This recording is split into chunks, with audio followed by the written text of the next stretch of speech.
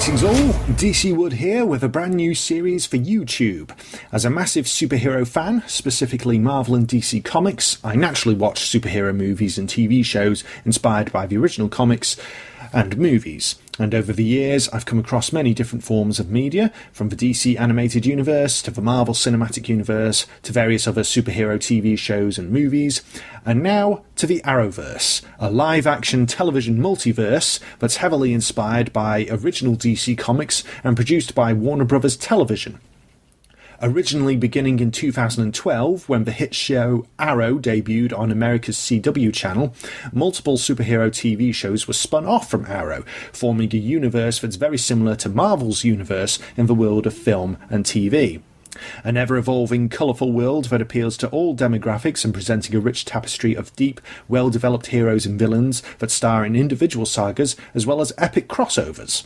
Although the Arrowverse has been around for over 5 years now, I only really started exploring it back in 2016, when Supergirl Season 1 caught my eye. Subsequently, having watched that show, and really enjoying it, I spent the following year playing catch-up. So now I decided to rank all the seasons of the different shows accordingly. Please keep in mind, these are only my opinions, and that there will be spoilers.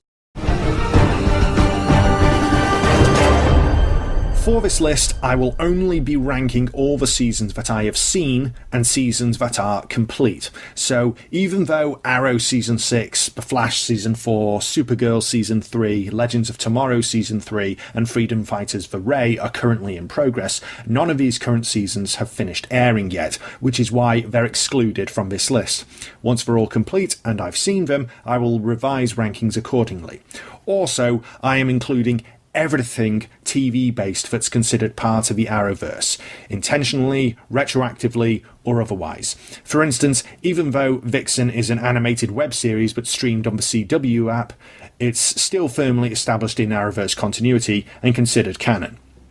Constantine may have premiered on NBC, but the events of the show were retroactively established as having taken place on Earth 1 in the Arrowverse, when John Constantine, Matt Ryan, crossed over with Arrow in the show's 4th season. Supergirl Season 1 will also be included in this list. Despite premiering on CBS, the show crossed over with The Flash during its 2nd season, and Supergirl was retroactively established as being part of the whole Arrowverse multiverse, residing on Earth 38, when the show transferred to the CW. I've ranked these seasons whilst taking into account the strength of the overall story arc, quality of the characters and their development, actors' performances, overall consistency, individual episode quality, creative direction and quality as a whole. And now, let's get ranking.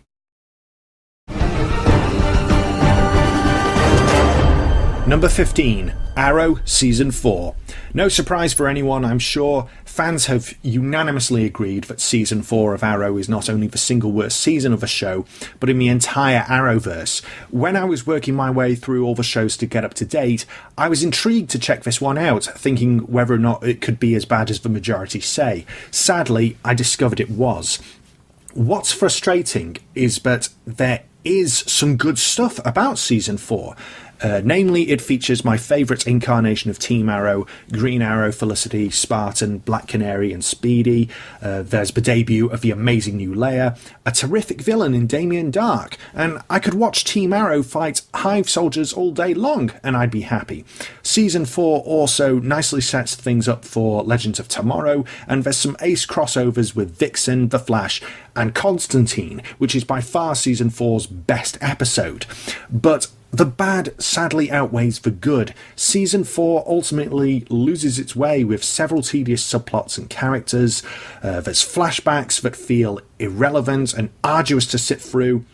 And the romance between Oliver and Felicity is poorly executed and overdone, as is the foray into magic and the supernatural elements. Felicity Smoke's character also went from being a lovable, endearing supporting character to being overexposed, hypocritical and overbearing. The controversial death of Laurel Lance, the Black Canary, who's one of my favourite characters, was something I really hated, and it just felt completely unnecessary. And all of this results in a cliched, lackluster finale. Arrow and the Arrowverse itself had tragically hit rock bottom here.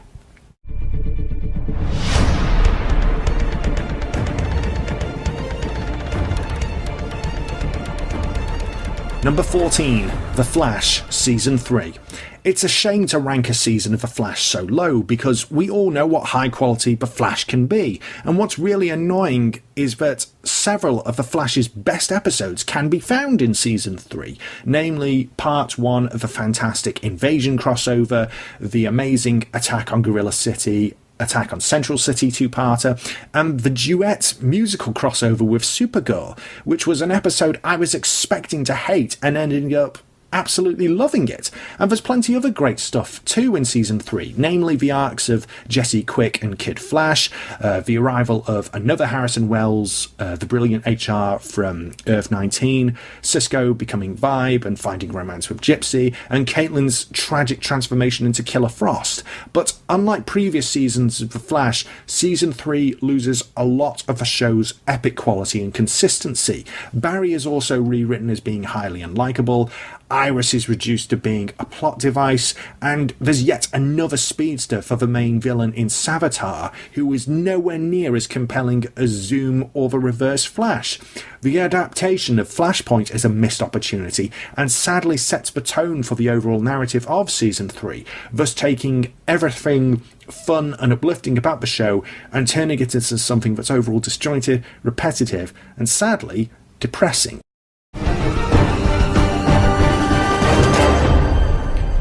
Number 13, Arrow Season 3. Many fans have said that Season 3 of Arrow is absolutely terrible. For me, the first half is amazing, with the second half being lackluster. Things dramatically kick off with the shocking murder of Sarah Lance, the Canary. As we know, she got better in Season 4, and there's several compelling character arcs for Roy Harper, Arsenal, Laurel Lance for Black Canary, Thea Queen, Speedy, Malcolm Merlin, the Dark Archer, and Nissa Al Ghul. Katana and the Atom debut in the Arrowverse to great acclaim. There's an absolutely excellent crossover with Flash, and of course, there's The Climb, which is one of the show's all-time best episodes. But after Oliver's return and a great multi-part showdown against ace gangster Danny Brick, the rest of the season gets lost within too many plot twists. It's also in Season 3 where Felicity starts to turn from a lovable, endearing character to the detestable love interest that many fans have come to hate. The flashbacks in Hong Kong, although good for showcasing Oliver and Mateo's friendship, are a drop in quality from previous seasons. And although Matt Nable is truly excellent as Ra's al Ghul, it just seems out of place to pit one of Batman's arch enemies against Oliver Queen, and the finale is sadly devoid of the high stakes and emotion we've come to expect from Arrow. If Season 3 had kept the tight focus and clear narrative, it could have been as essential as previous seasons.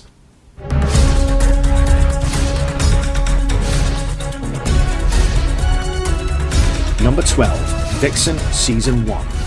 In the expansion of the Arrowverse, CW unveiled something new here for their CW Seed app. Warner Bros. Animation and Blue Ribbon Content produced an animated web series focusing on Mari McCabe, aka Vixen.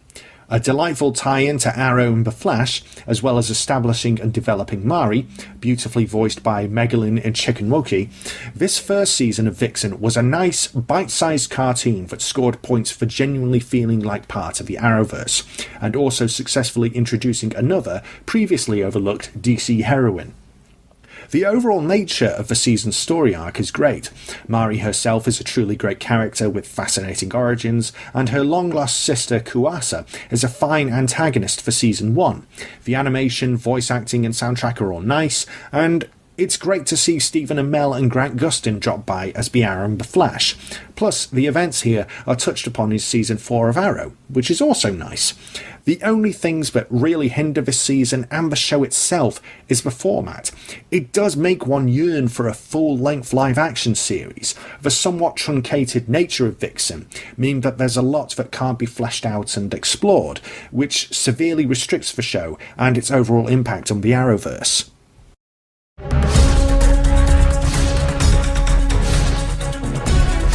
Number 11, Vixen Season 2. As with Season 1, Vixen Season 2 continued the show's quality. Still nice, still digestible, and a fine animated accompaniment to the live-action Arrowverse shows. This sophomore season is stronger for further developing Mari McCabe's origins, her world and life as Vixen, all the while further integrating her into the Arrowverse by having her team up with the likes of Felicity Smoke, Black Canary, the Atom, Firestorm, as well as Green Arrow and the Flash again. The ruthless warlord Benatu Eshu is a strong antagonist for Vixen, not just for his prowess, but also his personal ties to the massacre of Mari and Kuasa's family and homeland. It all results in a supercharged finale, which has plenty of emotional stakes, and a series conclusion that sees Mari prove herself worthy of the mantle of Vixen. Plus, the epilogue sets everything up perfectly for the show's live-action crossover with Arrow. All delightful indeed, and nothing really wrong with it, except that, again, the format and nature of this animated web series means that there's only so far it can go in this list.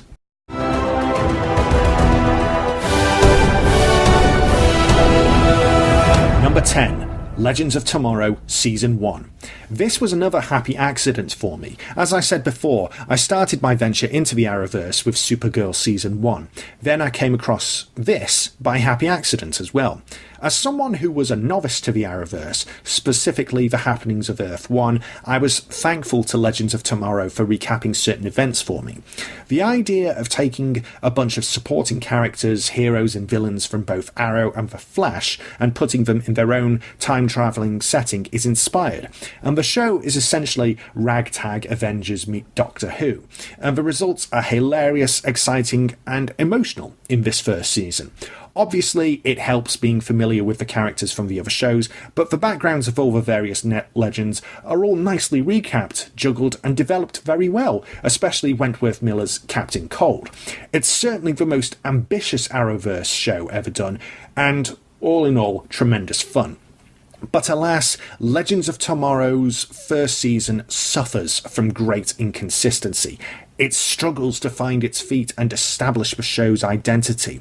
The overall arc narrative is established okay, but the execution is mediocre. This is evident with main baddie Vandal Savage and Hawkman and Hawkgirl. Most of the main plot revolves around these three characters, with the depictions being disjointed and disappointing, especially given that the original characters are among the deepest in all DC Comics. Plus, there's a tedious love triangle between the Atom and the Hawks, which we won't talk about anymore. Season 1 isn't without its highlights though, namely a terrific two-part pilot, cracking episodes like Star City 2046 and The Magnificent Eight, and things really pick up for a rip-roaring finale. In the end, huge inconsistency and certain problematic characters let the first season down, but the overall fun factor meant better days were to come.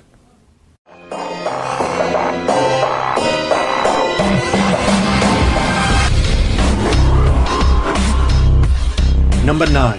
Constantine.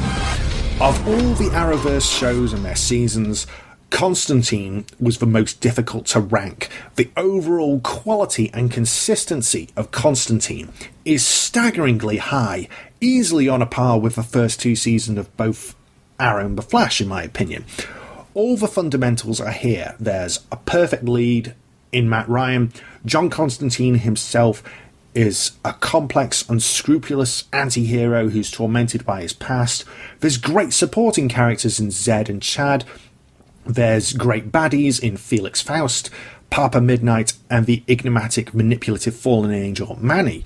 There's an enticing story arc in the Bruiser and the threat of the rising darkness. The whole show is visually stunning, dark, enthralling. It's a tremendous dark horror series with so many outstanding episodes like Non-Est Asylum, Feast of Friends, The Saint of Last Resort's two-parter.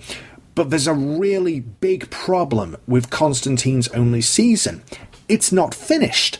Low ratings forced NBC to cancel the show, and prematurely at that. Just as the overall story arc was changing to a higher gear, Constantine gets unceremoniously cancelled, leaving too many loose ends left over for the characters and the various subplots. And as great as these 13 episodes are, it's annoying that this is all we were given. Maybe if the show had changed gears sooner from its initial villain of the week format, if the show had been allowed a full 20-plus episode run, who knows? Who knows? The end result is certainly one of the best DCTV shows ever produced, and Constantine and Matt Ryan deserve to be honoured by the rest of the Arrowverse. But unfortunately, an unfinished series can only be ranked so high.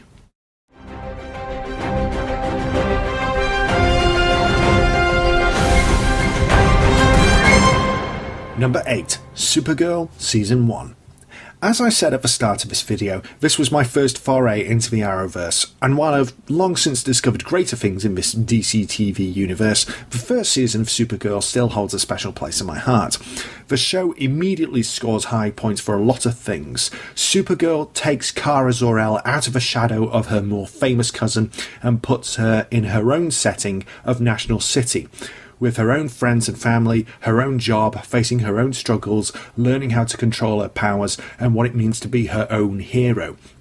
It provides an alternative, refreshing perspective to that of Clark Kent by showing Kara Danvers' growth and life, her life experiences on both Krypton and Earth, dealing with the light and dark inside her, working for the DEO as a government operative, as well as helping people, all the while showing how she's able to make a difference and save lives.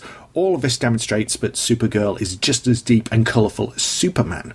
Season 1 got off to a great start thanks to Melissa Benoist showing super range and versatility as Kara, and of course thanks to an equally strong supporting cast. The show has a genuinely uplifting tone but so optimistic and refreshing, and there's several great subplots and character arcs and several endearing character relationships, namely between Kara and Alex and Kara and Kat.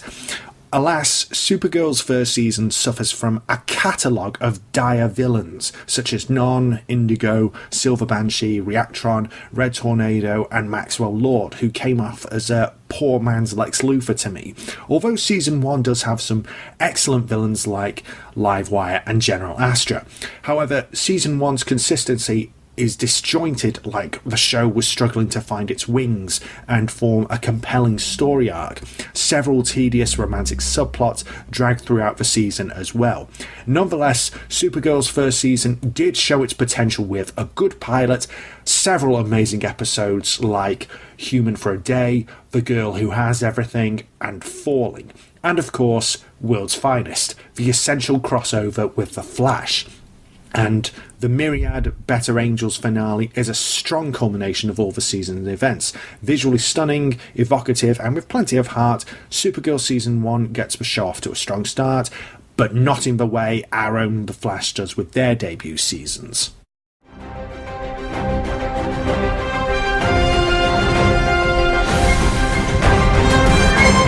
Number 7. Supergirl Season 2. Supergirl's second season brought about many changes to the show, the biggest obviously being its transfer from CBS to the CW. Character-wise, there's so much major development all round. There are fantastic new additions to the cast like Chris Wood, Mon-El, Katie McGrath, Lena Luthor, Sharon Leal as Miss Martian, and Floriana Lima as Maggie Sawyer. The rest of the cast that returns from Season 1. Kara becomes a journalist, becomes friends with Lena as both herself and Supergirl, as well as forming a romantic relationship with Mon-El. Wynn leaves Catco and joins the DEO. Jean forms a relationship with the Gun, and more of his past is explored.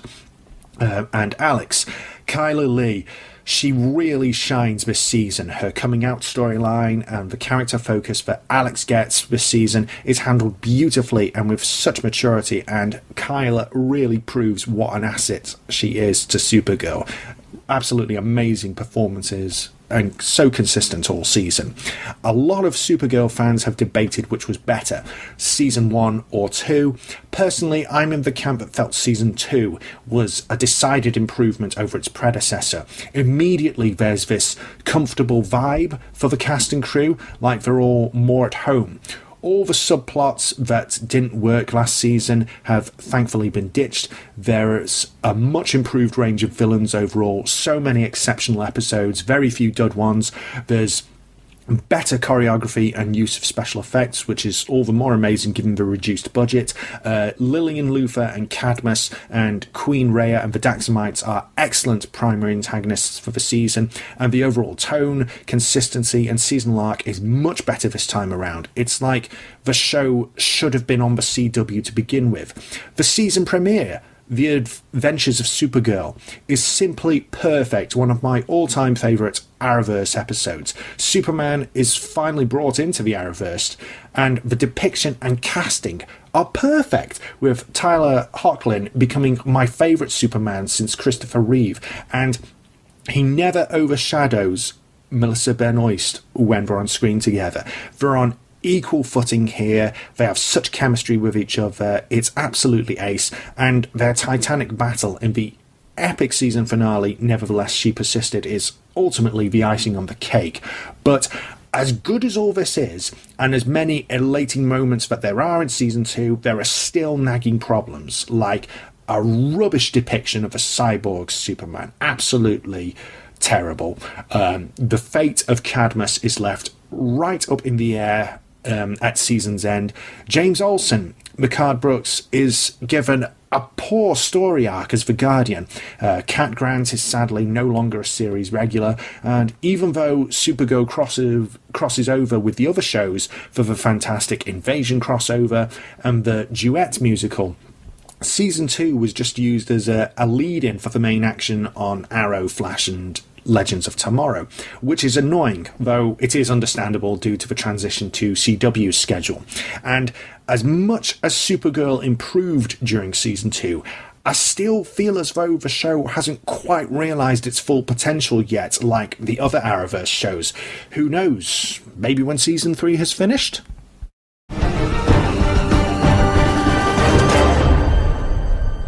Number 6. Arrow Season 5. For the number 6 spot, I was debating between Supergirl Season 2 or Arrow Season 5. Both were huge improvements over their previous seasons, highly consistent and all-round ace. Ultimately, though, I chose Arrow Season 5 for this spot, because even though Supergirl Season 2 had more classic individual episodes, Arrow Season 5 had a much stronger overall narrative. It had the single best episode ever in Leon Yu. It paid tribute to the entire show and the Arrowverse as a whole, and it also had one of the greatest villains ever in all DC television. Of all the returning shows, Arrow had the most to prove after a really lackluster Season 4. And my word, the creative team truly redeemed the show. Sensibly reining in the focus on magic and the supernatural, Season 5 returned Arrow to the show's roots, focusing on street-level crime and mostly human threats. The flashbacks here felt truly engaging and purposeful for the first time since Season 2, with Oliver's time in Russia not only being fascinating, but culminating perfectly with Oliver's overall 10-year journey from playboy to survivor to warrior to killer to vigilante to ultimately hero. Oliver further receives brilliant development as Star City's mayor. Following the end of Season 4, there's a team of brilliant new characters and vigilantes. All the series regulars continue to be developed very well. Felicity Smoke's character is redeemed in a big way. The Invasion episode, Arrow's 100th episode no less, pays great homage to the show and how much the Arrowverse has grown since 2012. And of course, there's Prometheus. Josh Segarra as Adrian Chase is truly the show's greatest villain since Deathstroke, being a dark reflection of the Green Arrow, as well as making Oliver truly self-destruct and question himself like no other villain has. While Season 5 truly did redeem Arrow, though, it doesn't quite match the heights of Arrow's first 2 seasons.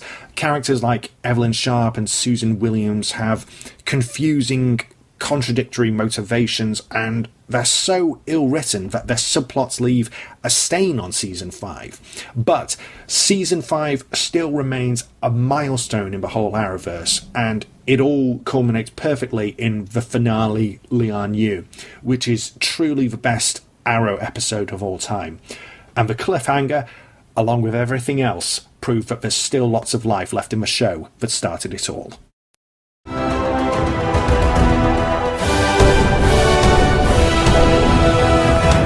Number 5, Legends of Tomorrow Season 2. After what was a very fun yet very flawed Season 1, Legends of Tomorrow also bounced back in such a big way. Free from the constraints of the whole Vandal Savage storyline, Season 2 enjoys a much freer and more creative story arc, and the show begins to blossom here as arguably the best CW Arrowverse show currently airing. Now taking full advantage of the time-space travel aspects, the crew of the Wave Rider now visit all kinds of real-life historical settings and famous figures, as well as utilising plot elements in Vixen Season 2 and Arrow Seasons 3 and 4. All the surviving legends from Season 1 are further developed to great effect, especially Rip Hunter and the White Canary, Sarah Lance, who actually succeeds Rip as captain of the ship and becoming an even better leader than Rip was. To see how far Sarah has grown since her debut in Arrow Season 2 is absolutely remarkable, and credit to Katie Lotz's performance and versatility. New legends joined the fray, such as another Vixen, Amaya Jiwei, who was just as excellent as her future granddaughter, Mari McCabe, and Citizen Steel, Nate Haywood, both of whom are such a breath of fresh air and contribute so much to the Legends. And of course, the Legends have worthy arch-enemies this time around in the Legion of Doom, consisting of Malcolm Merlyn, Damien Dark, Captain Cold, and the Reverse Flash, all at a crossroads and uniting to accomplish their own goals. It's such a dark reflection and perfect match for the Legends, with Matt Lester further justifying Eobard Thawne, the Reverse Flash, as the Arrowverse's greatest villain. With non-stop brilliance from premiere to finale, Legends of Tomorrow Season 2 is nothing short of essential, especially in the wicked invasion crossover with Arrow, Flash and Supergirl, culminating in an insane, multifaceted, timey-wimey finale. There's very little wrong indeed here.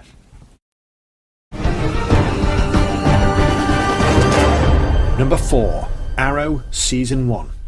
The show, the season that started it all. Like the entire Marvel Cinematic Universe owes everything to Iron Man 1, so too does the entire Arrowverse owe everything to Arrow Season 1. Starting small and heavily inspired by the successful approach Christopher Nolan employed for the Dark Knight trilogy, Season 1 took an overlooked DC superhero, put him in the appropriate setting, and debuted a superhero show that was new, different, and critically acclaimed. Arrow Season 1 set the standard for all subsequent DC television shows by nailing all the fundamentals. A perfect lead who personified the dual role, Stephen Amell as Oliver Queen of the Arrow, a perfect supporting cast of characters, a deeply captivating story arc that was beautifully paced throughout 20 plus episodes, with several excellent individual episodes, and the perfect main antagonist in John Barrowman's Malcolm Merlyn, aka the Dark Archer. There was stunning choreography, brilliant juggling of characters and subplots, and an epic finale that changed everything forever in Sacrifice. The format of Season 1 was crucial in making Arrow a success, alternating between Oliver Queen's present life crusade, adjusting to his return from his 5-year exile, and slowly revealing, piece by piece, just how he survived the Queen's Gambit sinking, and how he became what he is today. This approach established just how many layers there are to Oliver Queen and his alter ego, and what great stories were just waiting to be told. 6 years on, very few seasons of the Arrowverse have surpassed that of Arrow's first season, which says a lot about how well produced this remains, and how much the rest of the Arrowverse owes to the season that started it all. Number 3, Arrow Season 2. Following directly on from the highs of Season 1, Arrow Season 2 took the greatness that had already been produced and made it even better.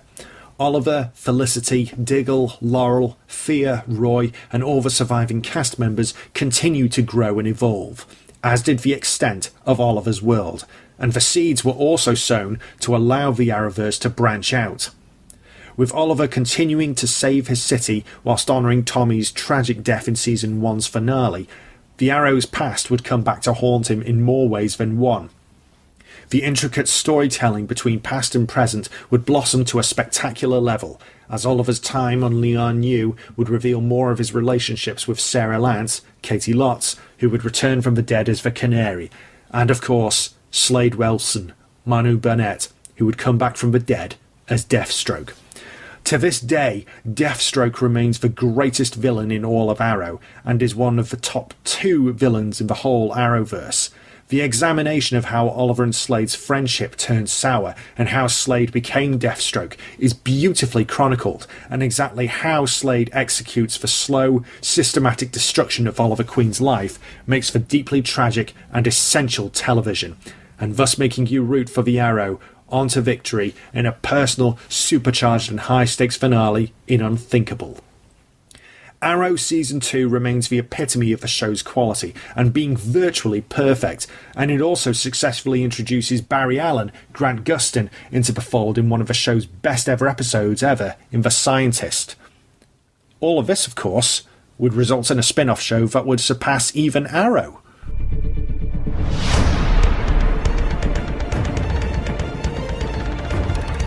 Number 2.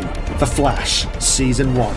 With Arrow Season 2 having successfully laid the groundwork for Grant Gustin's Barry Allen to make his on-screen TV debut, the time had now come for the second Arrowverse show to dawn. And my word, did Barry run.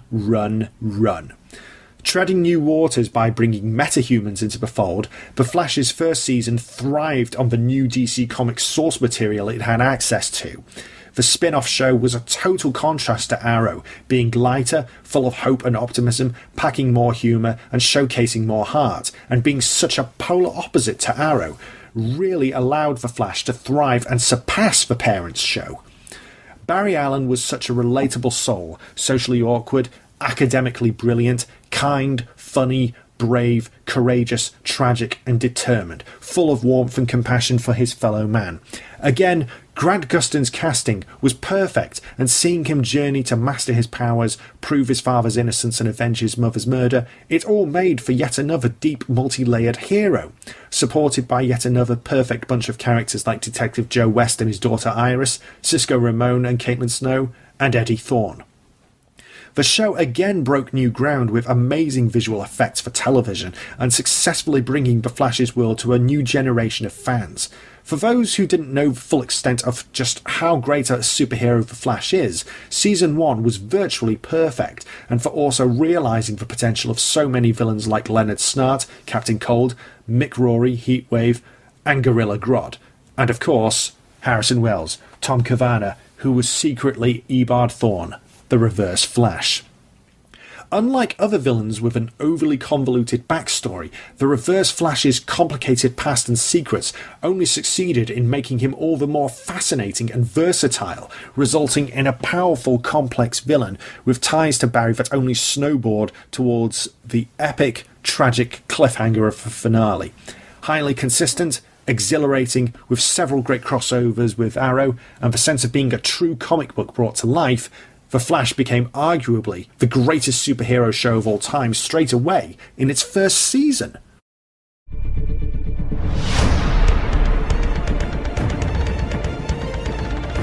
And finally, number 1, The Flash Season 2. Again, fans have debated which is better, Flash Season 1 or 2. For me, it's Season 2. While the first season established so many brilliant concepts and themes for the show and allowed the Arrowverse to grow and evolve in spectacular ways, Season 2 took the foundations and characters even further. With the cast and crew still firing on all cylinders, Season 2 followed on perfectly from the fallout of Season 1's cliffhanger, still maintaining the consistent, high quality, still developing the deep, resplendent characters, while also successfully sowing the seeds for Legends of Tomorrow, the crossover with Supergirl, again teaming up with Arrow, and now establishing the entire Arrowverse as a multiverse. The ambitious nature of this growth was successfully realised in the essential Welcome to Earth 2, Escape from Earth 2 two-parter, showcasing fascinating alternate versions of Barry Allen and the Earth 1 players we all know and love. Plus, the destinies of Cisco and Caitlin would result in stunning arcs for the two of them. Joe and Iris would also get great development, and there would be the best incarnation of Harrison Wells, who would arrive from Earth 2 to great acclaim.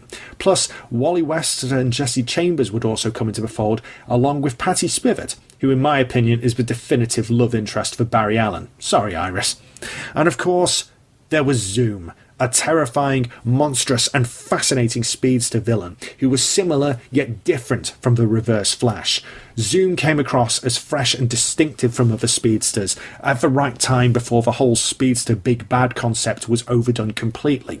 Zoom inflicts such havoc on the Flash's life, while Barry continues to grow, inspire and prove that he's the ultimate hero in the Arrowverse. Faster than ever, bigger and better than ever, with yet another epic, shocking cliffhanger of a finale, The Flash Season 2 leaves all others behind in the Arrowverse.